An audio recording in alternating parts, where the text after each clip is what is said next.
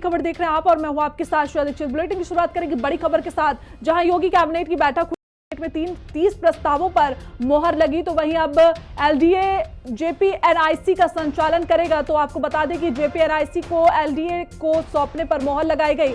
संचालक के लिए सोसाइटी को भंग कर दिया गया। आपको बताते चले कि 49.96 किलोमीटर लंबे लिंक एक्सप्रेस भी इस दौरान इस बैठक में मंजूरी मिली। तो ये बड़ी अपडेट इस वक्त की, संचालक के लिए बने सोसाइटी अब भंग कर दी गई। तो जहां 49.96 किलोमीटर लंबे लिंक एक्सप्रेसवे को मंजूरी दी गई, तो योगी कैबिनेट की ये बड़ी बैठक में कई अहम प्रस्तावों पर मोहर लगी। उत्तर प्रदेश सरकार की आज अहम कैबिनेट बैठक हुई, जिसके बाद हमारे सहयोगी ने मंथन में मौजूद तमाम मंत्रियों से खास बातचीत की। उत्तर प्रदेश सरकार में मंत्री दयाशंकर सिंह ने हिंदी खबर पर कहा कि स्वास्थ्य पर जोर देना हमारा काम है। सुनिए। हमारे साथ दयाशंकर सिंह जी मौजूद हैं। सर, बड़े स्तर पर लगातार जो कैबिनेट आज हुई है उसको लेकर पहले ही विपक्ष सवाल उठा रहा है कि जो व्यवसायी हैं उनको फायदा देने का काम किया जा रहा है। कांग्रेस लगातार सवाल उठा रही है। देखिए, व्यवसायी का फायदा नहीं, यदि व्यवसाय कोई आगे बढ़ता है तो आम जनता को उसको फायदा मिलता है। मान लीजिए कि अभी एफआईआर बढ़ाया जाएगा, तो एफआईआर बढ़ाया जाएगा तो ज्यादा कम कास्ट में ज्यादा फ्लैट्स बनेंगे, ज्यादा मकान बनेंगे, तो लाभ किसको मिलेगा? कंज्यूमर को मिलेगा। तो मेन जो होता है कि कंज्यूमर को लाभ कैसे मिले, और यदि कोई व्यापारी घाटे में करके किसी को थोड़ी लाभ करेगा। और कौन कौन से मुख्य बिंदु थे जिन पे आज चर्चा हुई? आवास विकास का था, पिरोडी का था, आपके स्वास्थ्य विभाग का, आपके शिक्षा विभाग में नियुक्ति के संबंध में था, तो न्याय विभाग के भी कुछ संशोधन थे। अभी करीब 2 दर्जन से ज्यादा जो है आज निर्णय हुए। अंतिम सवाल है सर, ये कांवड़ यात्रा को लेकर पूरी तैयारियां सरकार कर रही है। जातिगत जो विवाद चल रहा है उसको लेकर भी लगातार अब कांवड़ यात्रा से भी उस चीज को जोड़ा जा रहा है। किस तरीके से आप भी पूरी यात्रा को सुव्यवस्थित तरीके से कराएंगे? देखिए, ये जो धार्मिक आस्था का सब प्रश्न है, इसको कोई जाति और मजहब में सबको नहीं जोड़ना चाहिए। ये केवल लोग राजनीति कर रहे हैं इसमें। और बताइए, सबसे बड़ा जो है रामायण महाग्रंथ है, और रामायण के रचयिता कौन थे? वाल्मीकि जी थे। आज सभी राम कथा कहते हैं, तो सभी समाज के लोग जो है आज तो उसी रामायण के का तो करते हैं। तो ये तो केवल एक विद्वेष पैदा करने के लिए ये किया जा रहा है, और कोई नहीं। सभी समाज के हर वर्ग के लोग के संत महात्मा हैं, सबके जो है कथा बाजते हैं। कोई इस पर प्रश्न चिन्ह नहीं है, न कोई आज तक प्रश्न चिन्ह खड़ा किया। ये तो जानबूझ करके ये एक माहौल को खराब करने के लिए ये समाजवादी पार्टी का षड्यंत्र है। दयाशंकर जी, इनका साफ तौर पर कहना था कि जिस तरीके से जो कैबिनेट बैठक हुई है उसमें बड़े स्तर पर लोगों को व्यवसाय को आगे बढ़ाए जाने के लिए और आम जनता को फायदा दिए जाने के लिए काफी महत्वपूर्ण है आज की बैठक। और वहीं पर कांवड़ यात्रा को लेकर जो लगातार राजनीति हो रही है उसमें साफ तौर पर दयाशंकर सिंह ने कहा कि इस तरीके की राजनीति सामाजिक स्तर पर नहीं होनी चाहिए। कैमरामैन मनोज के साथ मैं विक्रम सिंह राठौर, हिंदी खबर, लखनऊ।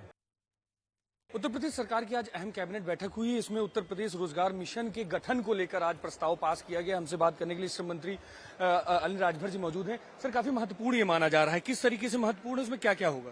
नहीं, बिल्कुल। आप देखें, आज हमने मिशन के गठन का प्रस्ताव रखा माननीय मंत्रिपरिषद के सामने, और उसको अनुमोदित किया है माननीय मंत्रिपरिषद ने। हर हाथ को काम मिले, ये संकल्प है उत्तर प्रदेश की सरकार का। अभी उत्तर प्रदेश रोजगार मिशन का जब गठन हो जाएगा तो हम देश की सरहद के बाहर भी, दूसरे देशों में भी, विदेशों में भी हमारे जो बेरोजगार नौजवान हैं उनको सेवा योजित करने का एक नया रास्ता खुलेगा।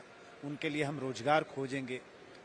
तो ये बहुत बड़ा काम है, और हमने लक्ष्य भी निर्धारित किया है कि मिशन के गठन के बाद हम प्रतिवर्ष कम से कम 25 से 30 हजार अपने बेरोजगारों को देश के बाहर रोजगार दिलाएंगे, और 1 लाख के आसपास बेरोजगारों को देश के अंदर हम सेवा योजित कराएंगे। अभी तक जो परंपरा है, जो परिपाटी है, जो नियम कानून है, आप सब लोग अवगत हैं इस बात से कि बिना मिशन हुए अगर आज हम अपने बेरोजगारों को बाहर भेजना चाहें, हम नहीं भेज सकते। हमारे आरे जो संस्था है भारत सरकार की, उसने जिनको लाइसेंस दिया है, जिन लोगों को, उनके माध्यम से हम भेज सकते हैं। लेकिन जैसे ही हमारा मिशन गठन हो जाएगा मिशन के, तो हमें भी आरए लाइसेंस देगा, तो हम सीधे दुनिया में कहीं भी अपने मैन पावर को भेज सकते हैं। और आज हमारे मैन पावर की कितनी डिमांड है दुनिया में किसी से छुपा नहीं है। ये पूरा जो गठन किया जाएगा इसमें स्ट्रक्चर क्या होगा सर, किस तरह आयोग की तरह काम करेगा, इसका स्ट्रक्चर क्या होगा एग्जैक्टली? नहीं, आयोग अलग से आयोग की तरह ये काम नहीं करेगा। ये हमारा जो श्रम सेवा योजन विभाग है वही इसको देखेगा, उसी पर ही काम करेगा। और सर जो लोगों को बाहर भेजा जाएगा ये भी आउटसोर्सिंग की तरीके से ही होगा या इसके टेंडर्स अलग से किए जाएंगे या सरकार अपनी तरफ से डायरेक्ट लोगों को सेलेक्ट करेगी? नहीं, हम उनके स्किल को डेवलप करेंगे, हम उनको भाषा का ज्ञान कराएंगे, हम उनकी ट्रेनिंग कराएंगे। जैसी दुनिया से जैसी डिमांड आएगी उसके अनुरूप हम अपने लोगों को तैयार करके भेजेंगे, सरकार भेजेगी।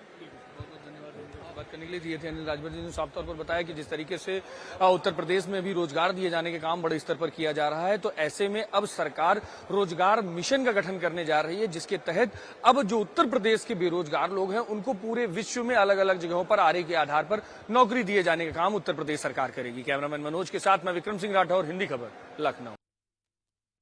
हमारे साथ सूर्य प्रताप शाही जी मंत्री जी मौजूद हैं। सर, कांवड़ यात्रा को लेकर बड़े स्तर पर तैयारियां चल रही हैं, सभी जगहों पर व्यवस्था करने के निर्देश मुख्यमंत्री योगी आदित्यनाथ ने दिए हैं। किस तरीके की तैयारियां आप लोग अपने स्तर से कर रहे हैं? अच्छे से तैयारी की बात उन्होंने कही है। लोक निर्माण विभाग को सड़कों के अविलंब मरम्मत करने के लिए और पुलिस की पेट्रोलिंग और बाकी व्यवस्था, सुरक्षा व्यवस्था को ठीक किए जाने के लिए उन्होंने निर्देश दिए हैं और बेहतर तरीके से कांवड़ यात्रा निकाली जाएगी। बिल्कुल साफ तौर पर ये थे सूर्य प्रताप शाही जी, जिनका साफ तौर पर कहना था कि जिस तरीके से कांवड़ यात्रा की तैयारियों को लेकर बड़े स्तर पर सरकार ने निर्देशित किया है उसको पूरी तरीके से जमीनी स्तर पर उतारा जा रहा है। कैमरामैन मनोज के साथ मैं विक्रम सिंह राठौर, हिंदी खबर, लखनऊ।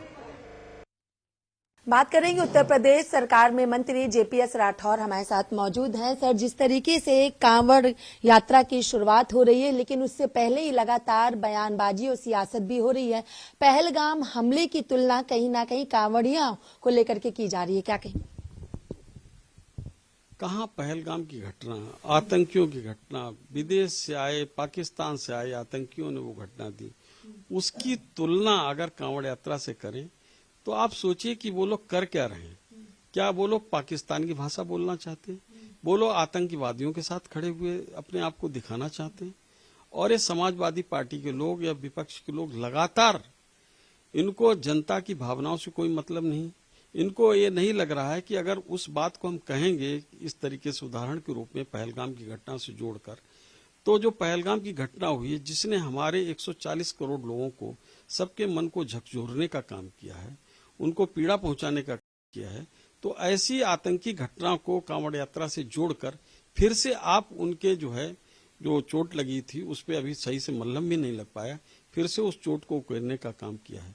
और ऐसी धृष्टता की, ऐसी नीचता की राजनीति से उनको बचाना चाहिए और इस तरीके की बातों को जोड़कर वो दिखाएं नहीं कि वो आतंकवादियों के साथ खड़े हैं।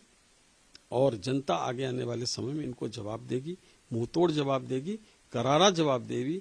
जो लोग कांवड़ यात्रा पर कंकड़ फेंकने का काम कर रहे हैं, कांवड़ यात्री भी समझ रहे हैं कि तुम किस लिए काम कर रहे हो। उसमें सर्व समाज के लोग हैं, सभी लोग की भावनाएं उससे आहत हो रही और कांवड़ यात्रा को सहजता पूर्वक, शांतिपूर्वक निकलने दें, उसमें सहयोग करें। चाहे हम सपा के नेता रविदास का जिक्र कर लें या फिर एसटी हसन की बात कर लें, वो कह रहे हैं इस तरीके की तमाम चीजें निकल के सामने आई हैं कि हिंदू के जो लोग हैं, हिंदू धर्म के लोग हैं, वो मुस्लिम के ढाबों पे, रेस्टोरेंट में जाके इस तरीके की चीजें कर रहे हैं। उनसे उनकी पैंटें वो करवा के, उनसे धर्म पूछ के वो तमाम चीजें कर रहे हैं। तो यानी एक तरीके से इस कांवड़ को धर्म के नाम पर किया जा रहा है। देखिए, ऐसा है कि जब हिंदुओं का कोई भी आयोजन होगा, चाहे प्रभु श्री राम का मंदिर बने, वहां पर आयोजन हो, तो इनको पेट में दर्द होता है। महाकुंभ में जब भीड़ आती है, लोग आते हैं, महाकुंभ का इतना बड़ा आयोजन होता है, तो इनको पेट में दर्द हो जाता है। जब कांवड़ यात्रा निकलती है तो ये पेट के दर्द से कराहने लगते हैं। तो ये समाजवादी पार्टियों को पेट के दर्द का इलाज कोई है नहीं, ऐसी कोई जड़ी बूटी है नहीं तो इनको खिलाई जाए, इनका इलाज करें तो वो ठीक हो जाए। उनको सत्ता की भूख इतनी ज्यादा बढ़ गई है कि वो कुछ भी बोलने के लिए व्यग्र हो जाते हैं। तो कांवड़ यात्रा पर इस तरीके से आतंकवाद की घटनाओं को जोड़कर या बात करके मुझे लगता है उनके मानसिक दिवालियापन का ये वो दिखाई पड़ रहा है। सपा ही नहीं, विपक्ष ही नहीं, राकेश टिकैत भी कांवड़ यात्रा को लेकर के डीजे में जो काफी हाई स्पीड में गाने बजते हैं लाउड स्पीकर के, उस पर भी उन्होंने कहा है कि इसकी भी चीजें होनी चाहिए। आ जाए राकेश टिकैत जी भी आ जाए मैदान में, वो देखें कांवड़ यात्रा को रोककर, वो लोग ज्यादा बोलते रहते हैं। जिस विषय से उनका मतलब नहीं है उस विषय पे आप क्यों टिप्पणी कर रहे हो? कांवड़ यात्रा कहाँ से राकेश टिकैत जी का विषय आ गया? वो उस पर टिप्पणी करने वाले कौन से हो गए? कांवड़ यात्रा पर जो विषय धार्मिक है और हमारा आयोजन को वो लोग रोकने का काम करते हैं, तो आके रोक के दिखाएं कांवड़ यात्रा को, जवाब मिलेगा उनको कांवड़ यात्रियों के द्वारा। तो ये बिल्कुल भी उचित नहीं कि हर चीज में वो कूदें और अपनी बात को रखें, ये कहीं भी उचित नहीं है।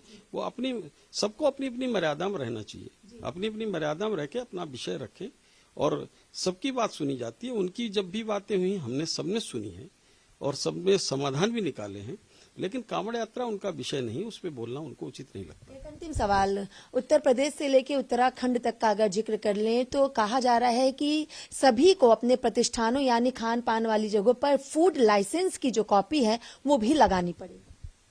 देखिए, जो खाद्य सुरक्षा अधिनियम है उसमें बाकायदा जो रूल्स रेगुलेशंस बने हुए हैं, तो वो उसका अनुपालन करना सभी को सुनिश्चित करना ही होगा। उसमें किसी का जाति या धर्म का कोई विषय नहीं है, कोई मजहब का कोई विषय नहीं है। विषय यह है कि कानून में क्या लिखा है। खाद्य सुरक्षा अधिनियम में जो बातें लिखी हैं उसका अनुपालन करना हम सबका धर्म है। और जो लोग खोपड़ी पर संविधान लेके घूम रहे थे वही संविधान की धज्जियां उड़ाने का काम कर रहे हैं, ये सब देख रहे हैं जनता। बहुत शुक्रिया। हमने बात की उत्तर प्रदेश सरकार में मंत्री जेपीएस राठौर से। वीडियो जर्नलिस्ट विजय पाल के साथ मैं कंचन अरोड़ा, दिल्ली, हिंदी खबर। हमारे साथ उत्तर प्रदेश सरकार के मंत्री योगी जी मौजूद हैं। सर, कैबिनेट बैठक हुई है आज शिक्षा विभाग के भी कई अहम प्रस्तावों को मंजूरी मिली, क्या क्या है उनका फोकस क्या होगा खास तौर पर? हमारे उच्च शिक्षा विभाग को के 2 प्रस्ताव थे। एक तो जो माननीय मुख्यमंत्री जी की एक लक्ष्य है कि उत्तर प्रदेश उच्च शिक्षा बने और अंतिम छोर तक बैठे व्यक्ति पर उच्च शिक्षा पहुंचे। अधिक से अधिक अच्छे संस्थान यहाँ पर विश्वविद्यालय या महाविद्यालय खोलें। इसके अंतर्गत KN मोदी जो संस्थान है उसका एक गाजियाबाद में उच्च शिक्षा का विश्वविद्यालय खोलने की दृष्टि से उनका प्रस्ताव पारित हुआ है। दूसरा, सह आचार्य का जो अभी तक नियुक्ति की जाती थी उसमें सिर्फ साक्षात्कार के आधार पर नियुक्ति होती थी, जिसमें पक्षपात की संभावनाएं बहुत अधिक रहती थी। अब नए उसमें संशोधन कर दिया नियमावली में, जिसके अंतर्गत साक्षात्कार के साथ साथ रिटन परीक्षा भी होगी।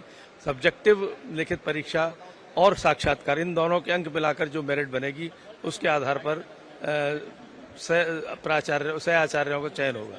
बिल्कुल सर। और सर, वैसे हालांकि आप उच्च शिक्षा विभाग के हैं और बेसिक शिक्षा माध्यमिक शिक्षा को लेकर भी इस समय राजनीति उत्तर प्रदेश में काफी तेज चल रही है, समायोजन को लेकर बात चल रही है। हालांकि आप लोग विकास के लेकर बात करते हैं। नहीं सर, विपक्ष ये कह रहा है कि इस तरीके से समायोजन नहीं होना चाहिए। क्या विपक्ष का तो हर कोई अपराधी का एनकाउंटर होता तो भी विपक्ष उधम मचाता है, नेगेटिव बात करता है। इसलिए विपक्ष ने कभी ये कहा कि जहां 4 बच्चे हैं और 8 शिक्षक हैं उनको कौन देखेगा। इसलिए संयोजन जरूरी है।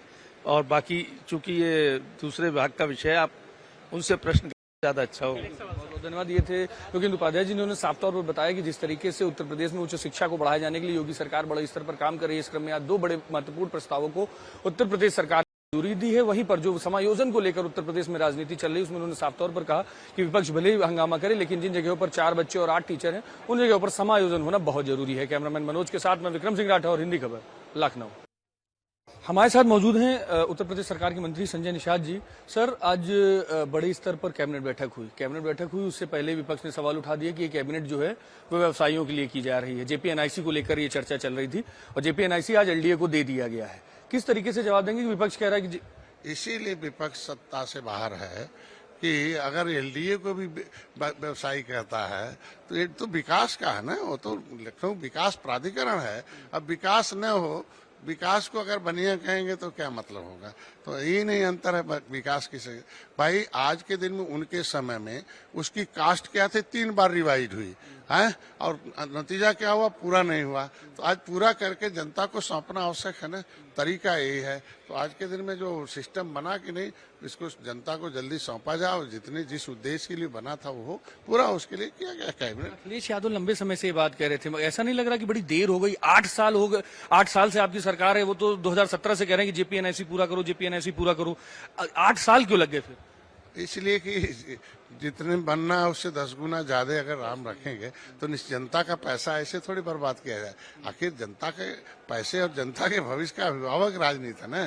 तो कैबिनेट ने जब देखा कि सरकार ने कि ये गलत तरीके से तमाम उसके डीपीआर सब बने हुए, समीक्षा हो गई, तो अब फाइनल हो गया, अब जल्दी बन जाएगा। अब क्या क्या चीजें उसमें मुख्य तौर पर वर्णन की जाएगी, क्योंकि जब भी प्रेस कॉन्फ्रेंस करते हैं अखिलेश यादव इस बिल्डिंग की जेपीएनआईसी की जरूर बात करते हैं, तो अब क्या क्या ऐसी कोई नजीर या कोई ऐसा नियम बनाया गया जिससे कि एक वर्ल्ड क्लास बिल्डिंग बन के तैयार हो सके और वर्ल्ड क्लास तरीके से काम हो सके? और ये बहुत बड़ी परियोजना होनी चाहिए महापुरुषों के नाम से, तो महापुरुषों का नाम थोड़ी बदला गया है और निश्चित रूप से वो ऐसे ही है, लेकिन वो जल्दी सौंपा जाए, बस यही अंतर है।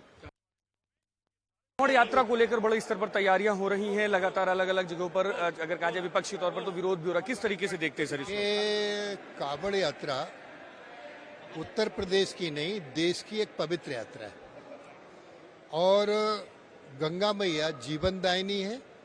हमारे यहाँ कहा गया है जहाँ जल है वहाँ शिव है और जहाँ शिव है वहाँ कल्याण है। ऐसी कल्याणमयी कांवड़ यात्रा पर कोई टिप्पणी करता है तो उसका दुर्भाग्य। नहीं, अभी जिस तरीके से देख रहे हैं नेम प्लेट लगाए जाने को लेकर बवाल हो रहा है कि नेम प्लेट लगानी चाहिए। लोग पहली कांवड़ यात्रा में देखा गया था कि जो बवाल करने वाले हैं उनको भी ठीक कर दिया जाएगा। बिल्कुल बिल्कुल। तो साफ तौर पर ये धर्मपाल सिंह जी जिन्होंने साफ तौर पर बताया कि कांवड़ यात्रा पूरी तरीके से प्रदेश की नहीं पूरे देश की शुद्ध यात्रा है और इसको इस पर किसी भी तरीके से किसी को सवाल नहीं उठाना चाहिए और जो लोग भी इस पर सवाल उठाते हैं उनको ठीक कर दिया जाएगा। कैमरामैन मनोज के साथ मैं विक्रम सिंह राठौर, हिंदी खबर, लखनऊ।